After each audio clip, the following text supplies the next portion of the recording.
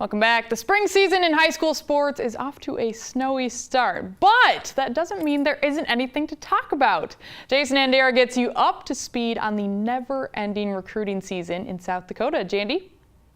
That's right. There's always something to talk about in high school sports, and at this time of the year, there's a lot of athletes trying to decide what they're going to do at the next level in college. And just recently, we had a couple players from South Dakota declare where they're going to play their college basketball. Let's start with Cole Bergen out of Aberdeen Central. He's 6'6", just played in the All-Star game, and just over a week ago, finally made his decision to play at Northern Colorado in the Big Sky, the second Division I player from South Dakota on the boys' side to declare. He is a good post player, played a lot of post in high school, really filled out as a senior this year, but he's got guard skills as well, so he will fit nicely into the Big Sky in the Division I level, where he can play a little bit of backcourt and a little bit of front court. Also, Taylor Taranyas of Watertown just declared that she's going to walk on to play basketball in the Summit League at South Dakota. She averaged just over 8 points a game for Watertown last season, and like I said, will join USD next year. Let's switch now to football season. Sometimes it's hard to keep track of all the visits, what's official, what's unofficial, what's an offer, what's just a verbal, what camps are people going to, and who's all interested. Well, I'll try to sort that all out. Here's what we do know. Blake Peterson of Beersford recently gave a verbal commitment to Iowa State in the Big 12. He had offers from Wyoming, USD, SDSU, Minnesota, and Iowa State. He also took unofficial visits to Nebraska, Michigan State, among other schools in the area. He excelled on offensive line, but he really shines on the defensive side of the ball. The 6'4", 240-pound prized athlete is the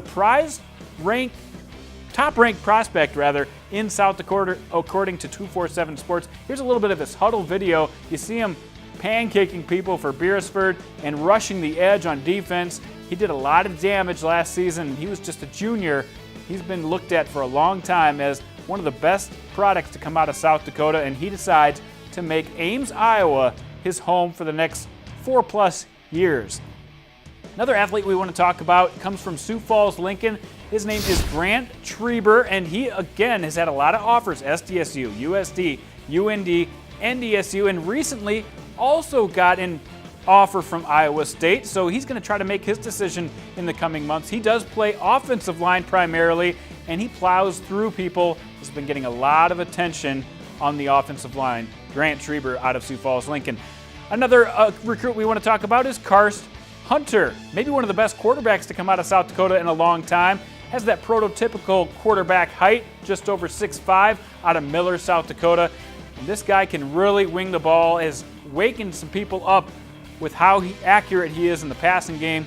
He got his first offer now, just a junior, to Augustana. His friend, Peyton Zabel, also from the same area, also decided to go to Augustana. He's a senior, so Karst, just a junior, trying to make a decision. Let's take a look at Tupac Capella. This is a guy who's taken a lot of visits to a lot of different schools. No official offers for this guy, but if you've watched this guy run, you know he's one of the best in the state. He actually got an invite to the opening, and it's an exclusive invitation for junior athletes across the nation to show off their skills at one of the elite camps in the nation. Another guy who got an opening invite, Jaden Johansson. He's had a lot of junior day visits, including Minnesota, UND, NDSU. Don't get those confused with offers, but he's getting a lot of interest from area schools for his ability to throw the ball. And like I said, has an invitation to the opening, as well as Rivals Three Stripes Camp and the U.S. Army Combine. That's a really elite camp for people to go to across the country.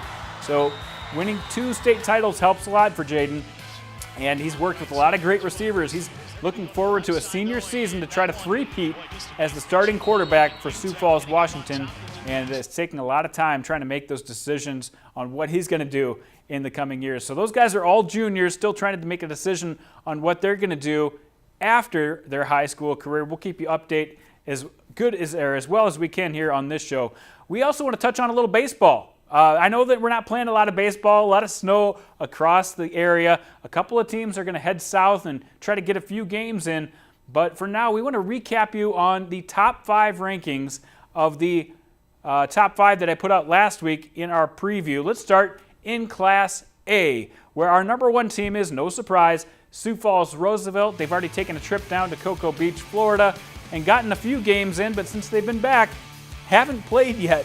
Did lose a couple games in Florida, but in-state haven't lost in over a year, and they've got a lot of talent back on their team this year. Pierre comes in at number 2, Mitchell at number 3, Sioux Falls, Washington is my surprise pick at number 4, Watertown at 5, and I know I've gotten a lot of flack for not including some Brandon Valleys, some Brookings, and some Sioux Falls Lincoln. I think those 3 teams are right on the edge and will make their way into the top 5 soon enough. Let's take a look at Class B's rankings.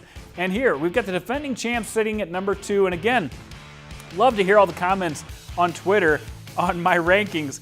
Del Rapids fans are really looking forward to seeing if they can repeat, but I think Dakota Valley is still the team to beat in Class B with Bonhomme, Lennox, and of course the Honkers from Platte, Geddes, Dakota Christian, White Lake, Corsica. Made it all the way to state last year. I think they have a chance to do the same thing once again this year. I know it'll be maybe a week or so before we get out on the diamonds and get more footage and highlights of games going on, but for now, we'll have to settle for that for your South Dakota High School report. Back to you, Kelly. All right, great stuff. Thank you so much, Jandy.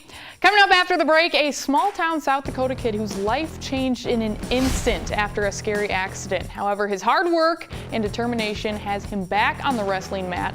Learn all about the resilience of Hunter Peterson when Midco Sports Tonight returns.